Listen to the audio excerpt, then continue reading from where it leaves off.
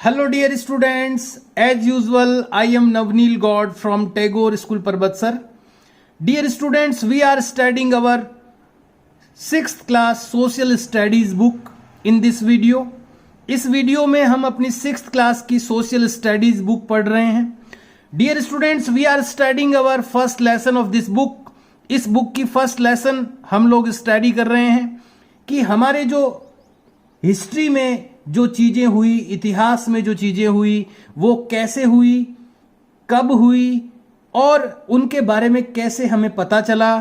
पुराने इतिहास के बारे में, पुरानी अपनी पास्ट के बारे में, हिस्ट्री के बारे में हमें कैसे पता चलता है. हिस्ट्री को हम क्यों स्टडी करते हैं, हिस्ट्री को का अध्ययन हम क्यों करते हैं. इसी तरह हम टाइम पीरियड के टाइमलाइन के बारे में हमने पढ़ा. जो टर्म्स चलती है टाइम के बारे में, BCE, CE, AD, ये जो टर्म्स होती है टाइम को बताने के लिए जो हम लोग यूज करते हैं, इनके बारे में हम लोग पढ़ चुके हैं. और अभी जो हमारी स्टडी चल रही है वो है सोर्सेज ऑफ हिस्ट्री, कि हिस्ट्री के सोर्स क्या होते हैं.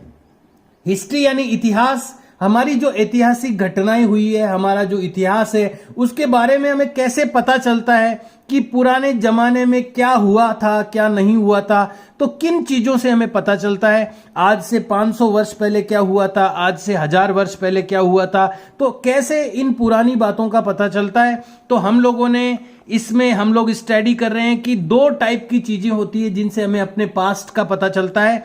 एक तो है लिटरेसी सोर्सेज, दूसरा है आर्कियोलॉजिकल सोर्सेज. आर्कियोलॉजिकल सोर्सेज वो चीजें होती है जो हमें जमीन की खुदाई में मिलती है. मोस्टली जो पुरानी जो ऐतिहासिक जगहें होती है, प्लेसेज होते हैं, उनका जब हम एक्सकेवेशन करते हैं, खुदाई करते हैं, तो उसके अंदर से बहुत सारी चीजें प्राप्त होती है. सिक्के प्राप्त होते हैं. इसके अलावा कई शिलालेख पुराने प्राप्त होते हैं जिनके ऊपर चीजें लिखी होती है. इसके अलावा जो पुराने मोनामेंट्स होते हैं, जो स्मारक होते हैं, पुरानी जो बिल्डिंग्स होती है, इन पुरानी चीजों के द्वारा हमें जो चीजें पता चलती है, ये एक बड़ा सोर्स होता है अपनी हिस्ट्री के बारे में जानने का, हमारे इतिहास के बारे में जानने का. और इसके अलावा आर्टिफैक्ट्स जो होती है, जो कलात्मक चीजें हमें प्राप्त होती है. तो आर्कियोलॉजिकल जो सोर्स होते हैं हिस्ट्री के, जो पुरानी चीजों से प्राप्त होने वाली जानकारी होती है, वो आर्कियोलॉजिकल सोर्स कहलाते हैं. तो पुरानी कौन कौन सी चीजें होती है जिनसे हमें अपनी हिस्ट्री के बारे में पता लगता है. तो हमें 4 प्रकार की पुरानी चीजों के बारे में हमने पढ़ा. इंस्क्रिप्शंस यानी शिलालेख जो होते हैं पुराने, जो हमें पुराने प्राप्त होते हैं जमीन की खुदाई में, या ऐसे भी कई जगह पर प्राप्त होते हैं. इंस्क्रिप्शन यानी शिलालेख. दूसरी जो चीज होती है कॉइन्स यानी सिक्के जो मिलते हैं हमें पुरानी खुदाई में, जमीन में से मिलते हैं सिक्के पुराने, तो उनसे भी हमें अपनी हिस्ट्री का पता चलता है. इसके बाद हमने पढ़ा था मोनामेंट्स के बारे में, यानी स्मारकों के बारे में. जो पुरानी जो बिल्डिंग्स हमें मिलती है उनसे हमें अपनी हिस्ट्री का पता चलता है. और जो चौथी चीज हमने पढ़ी थी आर्टिफैक्ट्स, यानी कलात्मक जो तथ्य प्राप्त होते हैं, पुरानी जो कलात्मक चीजें प्राप्त होती है. ये 4 जो चीजें हैं जो हमें पुरानी चीजें प्राप्त होती है, इनसे हमें अपने इतिहास का पता चलता है. और ये चारों चीजें जिस कैटेगरी में आती है वो है आर्कियोलॉजिकल सोर्सेज. यानी आर्कियोलॉजिकल सोर्सेज वो सोर्सेज हैं जो हमें पुरानी चीजों से प्राप्त होते हैं. पुरानी चीजों से जो हमें स्टडी प्राप्त होती है, जो इंफॉर्मेशन प्राप्त होती है, वो जो सोर्स होते हैं वो आर्कियोलॉजिकल सोर्स होते हैं. और दूसरा जो सेकंड जो सोर्स है अपनी हिस्ट्री का बारे में पता करने का, वो है लिटरेसी सोर्स. यानी जो किताबें, पुरानी किताबें हैं, या जो लिखित में हमें पुराने समय की चीजें प्राप्त होती है, वो लिटरेसी सोर्स कहलाता है. तो मेनली जो हिस्ट्री के जो सोर्स हैं वो 2 पार्ट में, उसको क्लासिफाई किया गया है. एक तो आर्कियोलॉजिकल, एक लिटरेसी.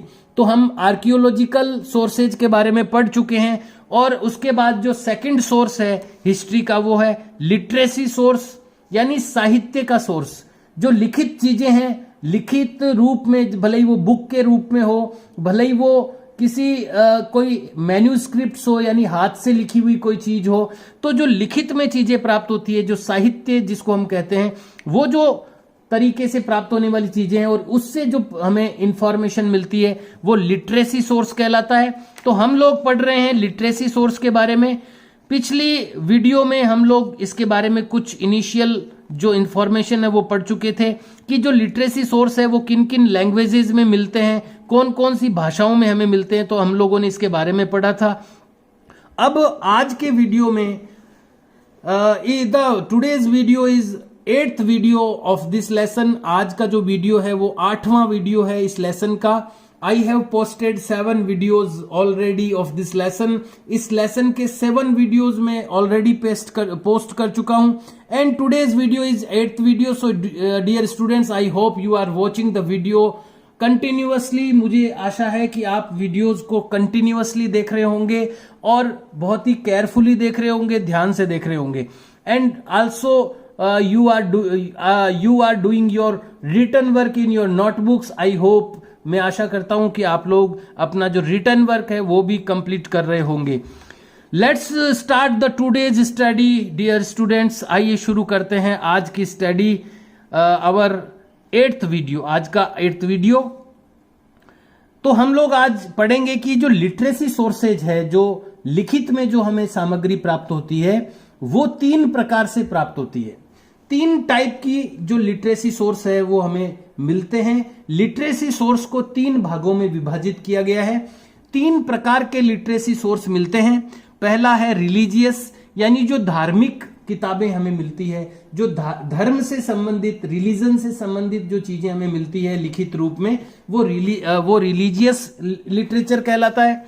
दूसरा जो टाइप है इसका लिटरेसी का वो है सेक्युलर लिटरेचर, जो धर्म से रिलेटेड नहीं है, बाकी कुछ और चीजों से रिलेटेड जो रिटन मटेरियल मिलता है, लिखित सामग्री मिलती है, वो सेक्युलर लिटरेचर कहलाता है। और तीसरा जो टाइप है लिटरेसी का, साहित्य का, वो है अकाउंट्स ऑफ फॉरेनर्स, यानी जो बाहर के देशों से जो ट्रेवलर्स हमारे देश में आए थे, जो व्यापारी हमारे देश में आए थे, या जो घूमने के लिए हमारे देश में, यात्रा करने के लिए हमारे देश में लोग आए थे, उन्होंने भी कई चीजें अपने लेवल पर लिखी है। उनको हम अकाउंट्स ऑफ फॉरेनर्स कहते हैं, यानी विदेशी लोगों के द्वारा जो लिखित में चीजें प्राप्त होती है वो अकाउंट्स ऑफ फॉरेनर्स कहलाती है।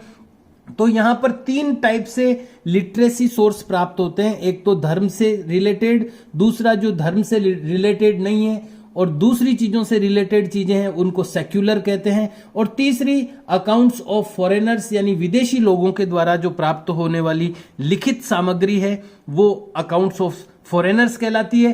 तो आज हम लोग स्टडी करेंगे इन्हीं 3 चीजों के बारे में। तो आइए शुरू करते हैं। लिटरेसी सोर्सेज यानी साहित्य के जो सोर्सेज हैं, ये सोर्सेज का मतलब है स्रोत, यानी कहां जो कोई भी चीज जो जहां से प्राप्त होती है वो सोर्स कहलाती है। जैसे पानी जहां से मिलता है वो पानी का सोर्स है, बिजली जहां से मिलती है वो बिजली का सोर्स है। सोर्स का मतलब होता है स्रोत, यानी वो कोई भी चीज कहां से आपको प्राप्त हो रही है वो सोर्स कहलाता है। तो हिस्ट्री कहां से प्राप्त हो रही है, जो पास्ट की बातें हैं, जो भूतकाल की बातें, वो कहां से प्राप्त हो रही है वो सोर्स कहलाता है। तो हम लोग अभी सोर्सेज के बारे में बात कर रहे हैं, हिस्ट्री के सोर्सेज के बारे में। आर्कियोलॉजिकल सोर्सेज के बारे में हम पढ़ चुके हैं। अब दूसरा जो सोर्स है लिटरेसी सोर्स। लिटरेसी सोर्सेज यानी साहित्य के जो सोर्सेज हैं, दैट गिव इंफॉर्मेशन, जो कि हमें सूचना प्रदान करते हैं अबाउट इंडियन हिस्ट्री, भारतीय इतिहास के बारे में। कैन बी डिवाइडेड, इनको डिवाइड किया जा सकता है, यानी भारतीय इतिहास के बारे में, इंडियन हिस्ट्री के बारे में जो भी इंफॉर्मेशन हमें प्राप्त होती है लिटरेसी सोर्स से, उसको हम 3 भागों में डिवाइड कर सकते हैं। इनटू रिलीजियस यानी धार्मिक, सेक्युलर यानी अधार्मिक, एंड फॉरेन अकाउंट्स यानी विदेशी लेखे। 3 प्रकार से हिस्ट्री के सोर्सेज को हम डिवाइड कर सकते हैं। इंडियन हिस्ट्री के सोर्सेज जो हैं, भारतीय हिस्ट्री है, भारतीय जो इतिहास है, उसके जो लिटरेसी सोर्स हैं, जो साहित्यिक सोर्स यानी किताबें वगैरह जो मिलती है, उससे जो हमें सूचनाएं मिलती है, उसको 3 प्रकार से बांटा जा सकता है। एक तो रिलीजियस यानी धार्मिक, दूसरा सेक्युलर यानी अधार्मिक, और तीसरा फॉरेन अकाउंट्स यानी विदेशी लोगों से प्राप्त। तो आइए इनके बारे में थोड़ा सा डिटेल से हम पढ़ेंगे। पहला है रिलीजियस लिटरेचर यानी धार्मिक साहित्य। जो धर्म से जुड़ा हुआ साहित्य हमें प्राप्त होता है पुराने जमाने का, वो रिलीजियस लिटरेचर कहलाता है। दीज टेक्स्ट्स यानी ये लिखित सामग्री शेड यानी प्रकाशित करती है, शेड लाइट यानी प्रकाशित करती है ऑन द रिलीजियस बिलीफ्स, धार्मिक मान्यताओं के ऊपर, ऑफ आवर एंसेस्टर्स, हमारे पूर्वजों की। ये जो टेक्स्ट है, ये जो रिलीजियस लिटरेचर प्राप्त होता है, जो धार्मिक साहित्य की बात जो हमारे यहां पर हो रही है, ये क्या है? दीज टेक्स्ट यानी ये साहित्य, ये जो लिखित सामग्री है, शेड लाइट यानी लाइट डालती है या प्रकाश डालती है, ये लिखित सामग्री प्रकाश डालती है ऑन द रिलीजियस बिलीफ, धार्मिक मान्यताओं पर।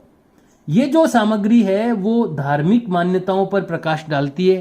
किसकी धार्मिक मान्यताएं? ऑफ आवर एंसेस्टर्स, हमारे पूर्वजों की धार्मिक मान्यताओं पर ये प्रकाश डालती है ये सामग्री।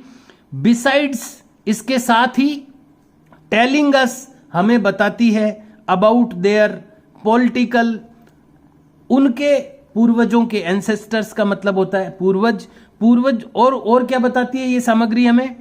ये बताती है उनके पॉलिटिकल यानी राजनीतिक, इकोनॉमिक यानी आर्थिक, सोशल यानी सामाजिक, एंड कल्चरल और सांस्कृतिक लाइफ यानी जीवन के बारे में।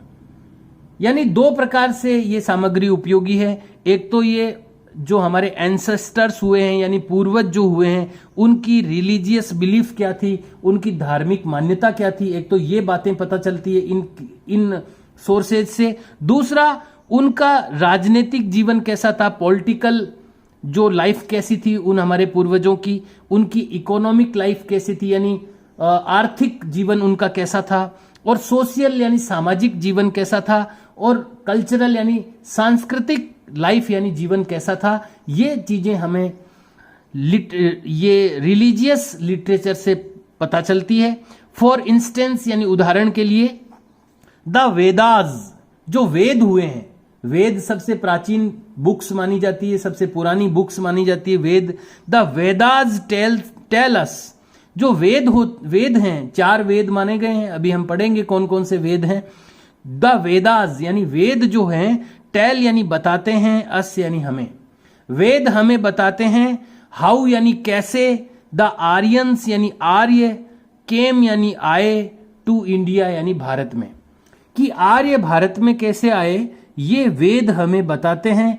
तो ये एक उदाहरण है कि कैसे जो किताबें हैं, जो पुराने लिटरेचर हैं, साहित्य हैं, वो हमें चीजों के बारे में बताते हैं। जैसे कि वेद हमें बताते हैं आर्यों के बारे में, क्योंकि आर्यों के समय की रचनाएं हैं वेद, तो वेद जो है वो आर्यों के बारे में हमें बताते हैं।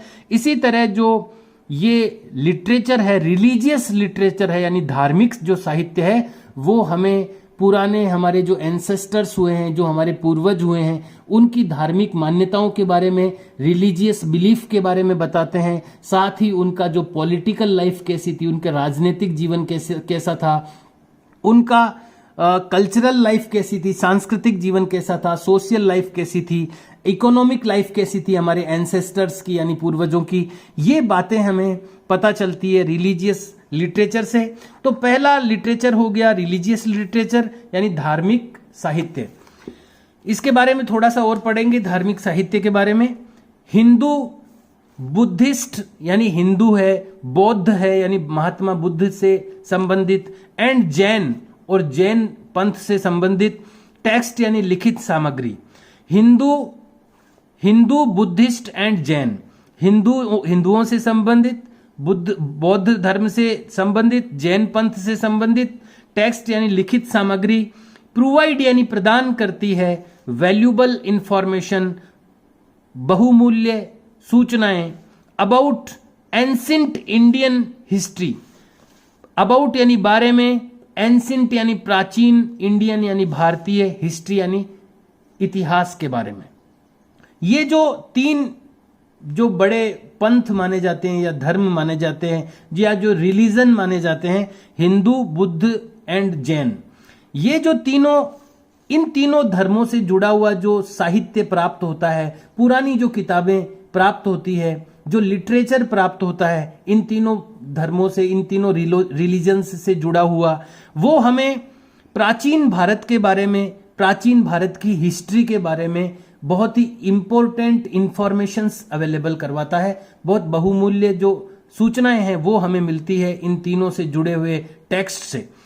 अब देखिए हिंदू टेक्स्ट की कौन कौन सी जो मेन बुक्स हैं वो हमें अभी इधर पढ़ने को मिलेगी। ऐसे ही बुद्धिस्ट टेक्स्ट यानी बौद्ध धर्म से जुड़ी हुई लिखित सामग्री कौन कौन सी है।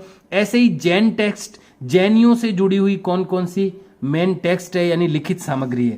तो सबसे पहले जो हिंदू टेक्स्ट यानी हिंदू धर्म से जुड़ी हुई लिखित सामग्री जो हमें प्राप्त होती है या जो अवेलेबल है वो कौन कौन सी है जो कि हमें प्राचीन भारत के बारे में बताती है। तो सबसे पहले जो हिंदू टेक्स्ट है उनमें हम नाम आता है वेदों का। द फोर वेदास, चार जो वेद हैं, द फोर वेदास यानी चार वेद कौन कौन से हैं। ऋग्वेदा यानी ऋग्वेद, सामवेदा यानी सामवेद, यजुर्वेदा यानी यजुर्वेद एंड अथर्ववेदा यानी अथर्ववेद। चार वेद हैं, एक तो ऋग्वेद, सामवेद, यजुर्वेद और अथर्ववेद, ये चार वेद होते हैं। तो ये चार वेद सबसे पुराने ग्रंथ हैं, सबसे पुराने लिटरेचर हैं ये, जिनसे हमें प्राचीन हिस्ट्री का पता लगता है, एंशिएंट हिस्ट्री का पता लगता है। इसके अलावा उपनिषद हैं हमारे, इसके अलावा अरण्यक है, पुराण हैं, 18 पुराण, श्रुतियां हैं, श्रुति, रामायण है एंड महाभारता एटसेट्रा।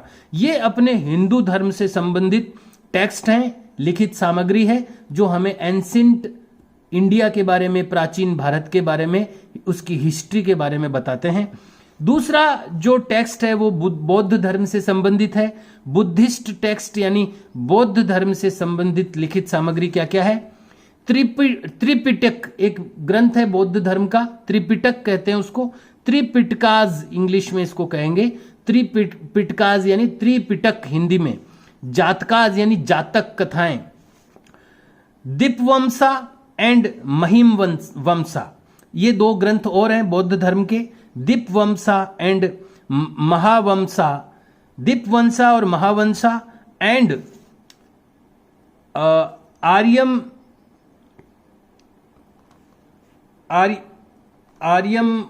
आर्यम जुश्री नुलकल्पा। ये जो नाम है थोड़े स्पेशल हैं क्योंकि बौद्ध धर्म से संबंधित हैं ये। आर्यमन जुश्री नुलकल्प, आर्यमन जुश्री नुलकल्प, ये एक ग्रंथ है बौद्ध धर्म का। आर्यमन जुश्री नुलकल्पा एटसेट्रा आदि।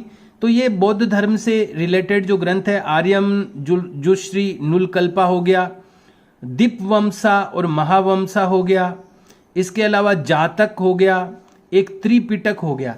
ये कुछ ग्रंथ हैं, इनके नाम भी अलग भाषाओं में हैं, ये हिंदी या संस्कृत में नहीं है।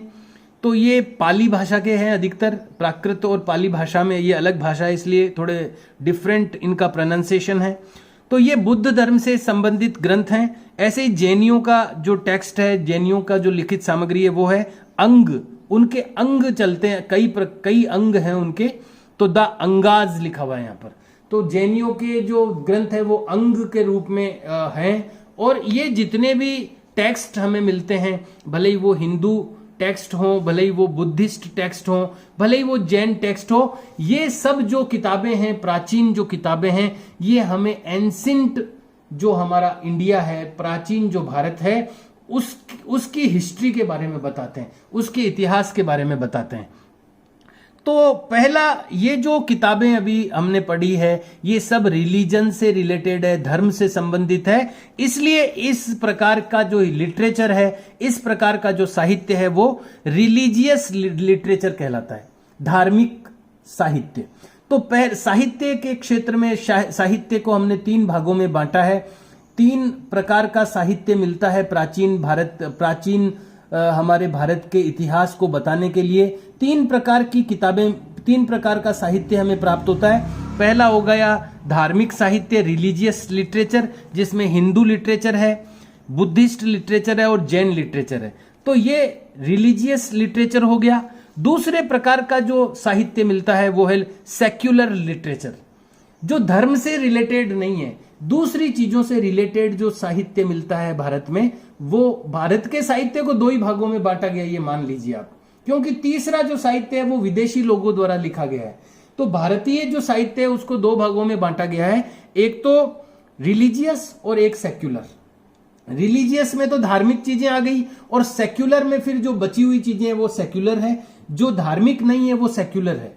जो दूसरा धर्म के अलावा जो दूसरे टॉपिक पे लिखी हुई किताबें हैं, या दूसरे टॉपिक पे लिखा हुआ मटेरियल है, या दूसरे किसी टॉपिक पे लिखा हुआ लिटरेचर है, वो सेक्युलर लिटरेचर कहलाता है। तो बात करते हैं अपन सेक्युलर लिटरेचर की।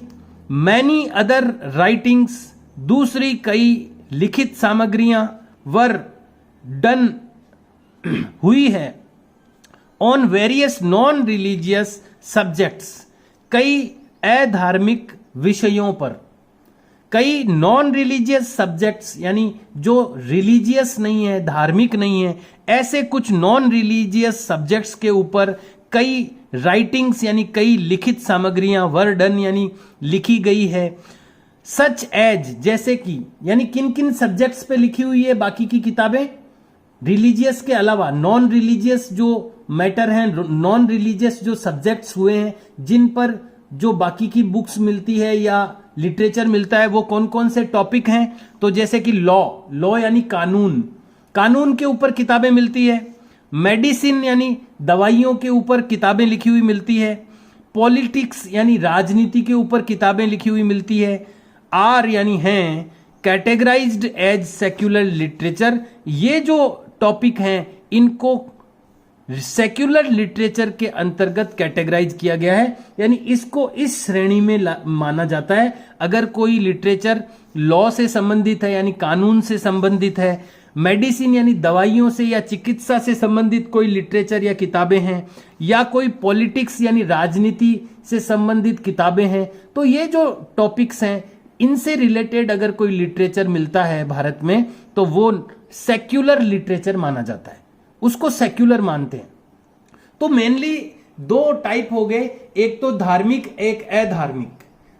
धर्म से जुड़ी हुई जो चीजें, जो किताबें, जो भी लिटरेचर मिलता है वो कहलाता है रिलीजियस लिटरेचर। और जो धर्म से रिलेटेड नहीं है, बाकी अन्य चीजों से रिलेटेड है, भले ही वो राजनीति से रिलेटेड है, भले ही वो कानून व्यवस्था से रिलेटेड है, भले ही वो आर्थिक अर्थ से तंत्र से रिलेटेड है, या दूसरे किसी भी चीज से रिलेटेड कोई किताब है या कुछ भी लिखा हुआ है, तो वो कहलाता है सेक्युलर लिटरेचर। तो यहां पर इस तरह की चीजों को सेक्युलर लिटरेचर में कैटेगराइज किया गया है, यानी इसमें श्रेणीबद्ध किया गया है इनको, भले ही वो लॉ से संबंधित हो, मेडिसिन से संबंधित हो या पॉलिटिक्स से संबंधित हो। एंड एज एन एग्जाम्पल, एक एग्जाम्पल के रूप में, जैसे कि हमने ऊपर भी कुछ एग्जाम्पल पढ़े थे, हिंदू टेक्स्ट के, बुद्ध टेक्स्ट के, जैन टेक्स्ट के एग्जाम्पल हमने पढ़े थे। यहां हम सेक्युलर लिटरेचर का एग्जाम्पल अगर बात करें, एग्जाम्पल की, उदाहरण की, तो एज एन एग्जाम्पल, उदाहरण के लिए चाणक्य का नाम सुना होगा आपने। चाणक्य एक बड़े विद्वान स्कॉलर हुए हैं, उन्होंने एक किताब लिखी थी जिसका नाम था अर्थशास्त्र, चाणक्याज अर्थशास्त्रार। चाणक्य के द्वारा लिखी हुई एक बुक है अर्थशास्त्र। वो उसमें क्या है, एक्सपाउंड्स यानी वो व्याख्या करती है, एक्सपाउंड करती है यानी व्याख्या करती है वो किन चीजों की, द इकोनॉमिक यानी आर्थिक, पॉलिटिकल यानी राजनीतिक, सोशल यानी सामाजिक, एंड मिलिट्री यानी सैनिक, फिलोसॉफी यानी दर्शन शास्त्र की व्याख्या करती है। यानी इन चीजों की व्याख्या करती है ये किताब, जो जिसका नाम था अर्थशास्त्र, जो चाणक्य के द्वारा लिखी गई। इसमें कौन कौन सी फिलोसॉफी यानी दर्शन शास्त्र होता है, तो इन सब ऑफ द मौर्यंस यानी मौर्य जो शासन हुआ था, मौर्य जो साम्राज्य हुआ था, जिसमें चंद्रगुप्त मौर्य था, तो मौर्य जो साम्राज्य था उसकी किन किन बातों के बारे में ये व्याख्या करती है बुक। मौर्य साम्राज्य के समय के इकोनॉमिक यानी आर्थिक स्थिति के बारे में, पॉलिटिकल यानी कि राजनीतिक स्थिति के बारे में, सोशल यानी सामाजिक स्थिति, मिलिट्री यानी सैनिक व्यवस्था, फिलोसॉफी यानी दर्शन शास्त्र, इन सब के बारे में ये एक्सपाउंड करती है, ये व्याख्या करती है ये किताब जो चाणक्य की थी जिसका नाम था अर्थशास्त्र। तो ये एक एग्जाम्पल है किसका? सेक्युलर लिटरेचर का, क्योंकि ये चीजें धर्म से जुड़ी हुई नहीं है। ये जो चीजें इस बुक के अंदर आती है वो धर्म से जुड़ी हुई नहीं है, रिलीजन से जुड़ी नहीं है, इसलिए ये सेक्युलर लिटरेचर के अंतर्गत आती है। तो आप समझ गए होंगे कि कौन सी चीजें तो सेक्युलर लिटरेचर में है। वो किताबें जो धर्म से जुड़ी हुई है वो तो आ जाती है रिलीजियस लिटरेचर में, और जो धर्म से जुड़ी हुई नहीं है और किसी टॉपिक से जुड़ी हुई है वो सेक्युलर लिटरेचर में आ जाती है। तो ये एक एग्जाम्पल है, चाणक्य की जो बुक है अर्थशास्त्र, ये सेक्युलर लिटरेचर का एग्जाम्पल है। अब इस सेक्युलर लिटरेचर में क्या क्या आता है? क्रॉनिकल्स यानी वृत्तांत। देखिए मैं आपको बताना चाहूंगा एक बात बीच में ही, कि जो नए वर्ड्स आते हैं वो आपको अपनी नोटबुक में, फेयर नोटबुक में नहीं, आपको एक अलग से नोटबुक डालकर या रफ नोटबुक में लेसन नंबर लगाकर जो भी नए नए वर्ड्स आते हैं, कठिन शब्द आते हैं या नए शब्द आते हैं, उनको आपको उनकी स्पेलिंग राइट करनी चाहिए और उनका हिंदी मीनिंग भी आपको राइट डाउन करना चाहिए और अपना शब्द ज्ञान बढ़ाना चाहिए। जैसे जैसे आपकी वोकेबुलरी यानी शब्द ज्ञान बढ़ता जाएगा, आपकी समझ बढ़ती जाएगी, अंडरस्टैंडिंग बढ़ती जाएगी, आप समझ पाएंगे चीजों को, और आपको जब लिखना होगा कोई चीज तो आप लिख भी पाएंगे। तो वोकेबुलरी बढ़ाने की ओर ध्यान देना है सबको, अपना शब्द ज्ञान बढ़ाना है। तो ये जो भी नए शब्द आते हैं आपके लिए, जो भी शब्द नया है उसको आप अपनी एक नोटबुक अलग से डाल लीजिए, उसमें लेसन नंबर लिख के, और उस लेसन में जितने भी नए शब्द आते हैं वो आप उनकी स्पेलिंग और उनका हिंदी मीनिंग, क्योंकि मैं हर वर्ड का हिंदी मीनिंग बताता हूं। मैं केवल ऐसा नहीं करता हूं कि वन पैराग्राफ पढ़ दिया और फिर उसका सेंस बता दिया, केवल उसका मतलब बता दिया, मैं वर्ड टू वर्ड बताता हूं। तो किसी भी नए शब्द की हिंदी आपको लिखनी चाहिए, नोट करनी चाहिए, और उसको स्पेलिंग भी उसकी लर्न करनी चाहिए। ये काम आप रेगुलर करते रहें, हर वीडियो का नोट करते रहें, उसको लर्न करते रहें, तब आपका जो लेवल है वो अपग्रेड होता जाएगा, आगे बढ़ते जाएंगे आप। केवल वीडियो को सुनने मात्र से कुछ नहीं होने वाला है। आपको अगर अप होना है, अपना लेवल अप करना है, अपना स्टैंडर्ड बढ़ाना है, तो आपको ये काम रेगुलर करते रहना होगा कि जिस वीडियो में जो भी नए शब्द आपको नजर आते हैं वो आप उसको नोट डाउन करते जाएं और लर्न करते जाएं। तो हम बात कर रहे हैं सेक्युलर लिटरेचर की। अब इस सेक्युलर लिटरेचर में क्या होता है? क्रॉनिकल्स यानी घटनाएं या वृत्तांत इसमें आते हैं, पोइम्स यानी कविताएं आ सकती है, प्लेज यानी नाटक, एंड मेमोरीज और याददाश्त, यादगार आर आल्सो क्लासिफाइड, ये भी वर्गीकृत किए गए हैं अंडर सेक्युलर लिटरेसी सोर्सेज। इन चीजों को भी सेक्युलर लिटरेसी सोर्स के अंतर्गत माना गया है, भले ही वो कविताएं हो, भले ही वो वृत्तांत हो, भले ही वो नाटक हो या मेमोरीज हो, किसी ने अपनी यादगार लिखी हो, इनको भी सेक्युलर लिटरेसी सोर्स में माना जाता है। द प्ले मुद्रा राक्षस एक नाटक है, प्ले यानी नाटक, मुद्रा राक्षस नाम का एक नाटक है बाई विशाखा दत्त। विशाखा दत्त नाम का एक लेखक है, राइटर है, उसके द्वारा लिखा हुआ मुद्रा राक्षस जो प्ले है बाई विशाखा दत्त यानी विशाखा दत्त के द्वारा लिखा हुआ।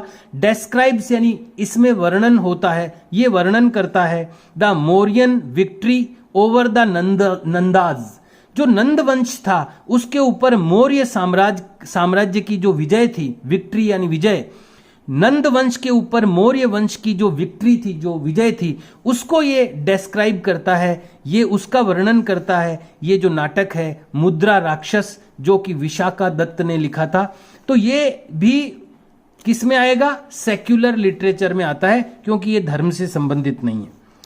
लास्ट की कुछ लाइनें हैं इसमें, क्रॉनिकल्स यानी वृत्तांत या घटनाएं, आर रिटन रिकॉर्ड्स, ये लिखित दस्तावेज है, ऑफ इवेंट्स, घटनाओं के, दैट आर डिस्क्राइब्ड, जो कि वर्णन करती है, in the order they happened, जिस क्रम में वो घटनाएं हुई है। कोई भी जो घटनाएं, इवेंट्स हुए हैं, जो घटनाक्रम हुआ है, वो जिस क्रम में हुआ है, जिस ऑर्डर में हुआ है, वो उस क्रम के जो लिखित दस्तावेज होते हैं, जब घटनाएं किसी क्रम में होती है और उनको लिखित रूप में रखा जाता है, उसको क्रॉनिकल्स कहा जाता है। तो तो क्रॉनिकल्स लिखित दस्तावेज हैं, रिटन रिकॉर्ड्स हैं किन्हीं घटनाओं के, इवेंट्स के। तो क्रॉनिकल्स जब शब्द आता है तो आप समझ जाइए कि क्रॉनिकल्स का मतलब किसी पुरानी घटनाओं के बारे में जब लिखा जाता है, इन क्रम में लिखा जाता है, उसको क्रॉनिकल्स कहते हैं। एक और उदाहरण दिया गया है यहां पर, राजतरंगिणी एक बुक है, राजतरंगिणी, जिसका लेखक है कल्हण नाम के एक राइटर हुए हैं जिन्होंने राजतरंगिणी नाम की बुक लिखी। तो यहां पर उनका उदाहरण दिया जा रहा है, कल्हण राजतरंगिणी, कल्हण की लिखी हुई राजतरंगिणी ट्रेसेज यानी पता लगाती है, पता करती है द हिस्ट्री ऑफ कश्मीर, ये कश्मीर के इतिहास को बताती है, जो कल्हण के द्वारा लिखी हुई राजतरंगिणी बुक है। ऐसे ही सिमिलरली यानी इसी प्रकार अबुल फजल भी एक राइटर हुए हैं, उन्होंने एक बुक लिखी थी आईने अकबरी नाम की बुक लिखी थी अबुल फजल ने। Records the rule of Akbar, ये अकबर का जो शासन था उसका रिकॉर्ड है इसके अंदर। तो ये आपको चीजें भी कुछ लर्न रखनी पड़ेगी, याद रखनी पड़ेगी कि फला बुक किसने लिखी, ये बुक किसने लिखी। जैसे कि राजतरंगिणी बुक किसने लिखी, कल्हण ने। आईने अकबरी किसने लिखी, ये अबुल फजल ने। मुद्रा राक्षस किसने लिखी, तो विशाखा दत्त ने। तो ये चीजें जो राइटर हैं इन बुक्स के, वो भी आपको लर्न रखने पड़ेंगे।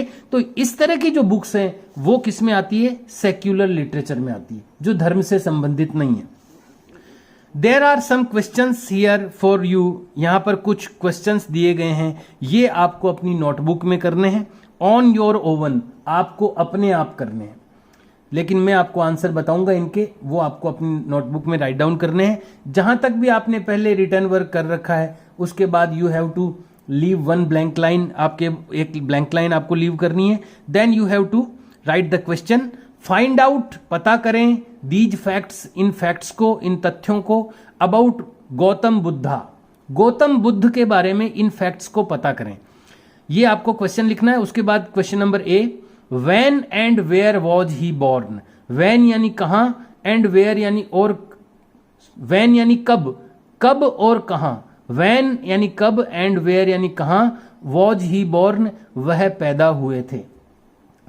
जो गौतम बुद्ध के बारे में ये सारी चीजें हमें पता करनी है कि कहां और कब वो पैदा हुए गौतम बुद्ध। तो आपको क्या करना है, इस क्वेश्चन से ही आंसर बनाना है। ही बॉर्न, यहां से आंसर शुरू करना है। ही कैपिटल हो जाएगा, एच कैपिटल, ये फर्स्ट लेटर हो जाएगा आंसर में आपको बता रहा हूं।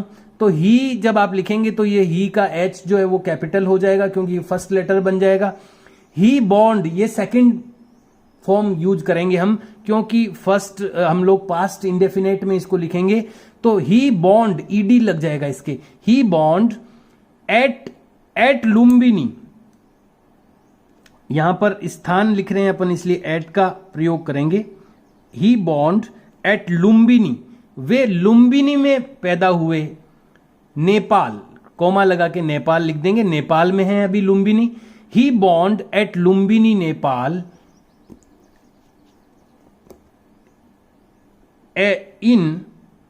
इन लिखना है यहां पर, इन 480 BCE।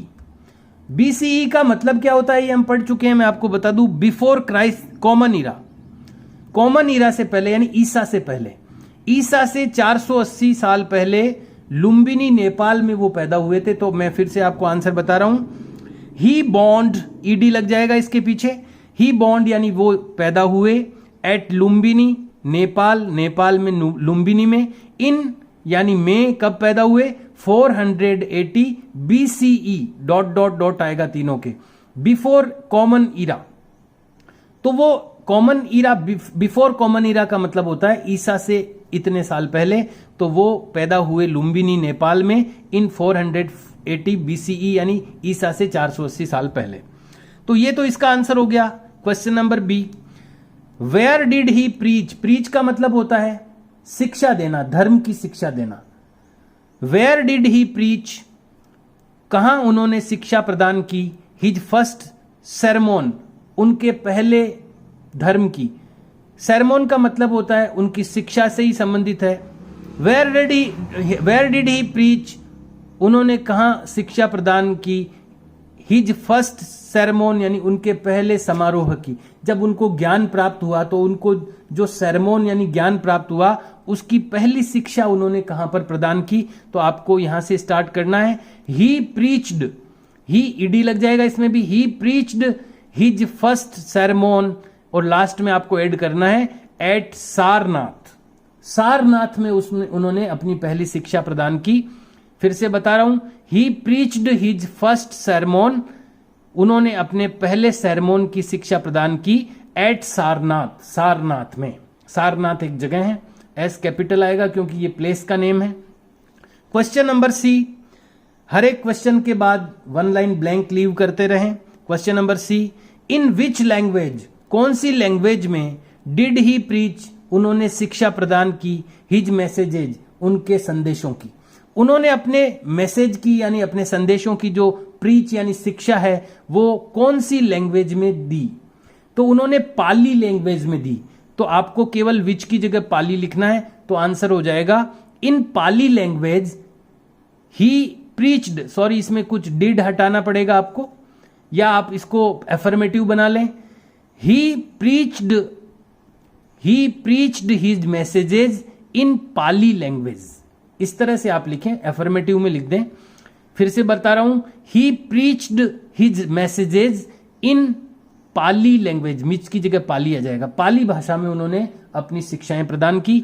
And question number D, when and where did he die, when यानी कब और कहां वो उनकी मृत्यु हुई। पहले तो इन्होंने पूछा था कि कहां और कब वो जन्मे, और अब पूछा है कि व्हेन एंड वेयर यानी कब और कहां डिड ही डाई, वो उनकी मृत्यु हुई। तो कुशीनगर में उनकी मृत्यु हुई थी, तो यहां से आप स्टार्ट करेंगे। ही डाइड, डी लग जाएगा, सेकंड फॉर्म मेन वर्ब की बनेगी।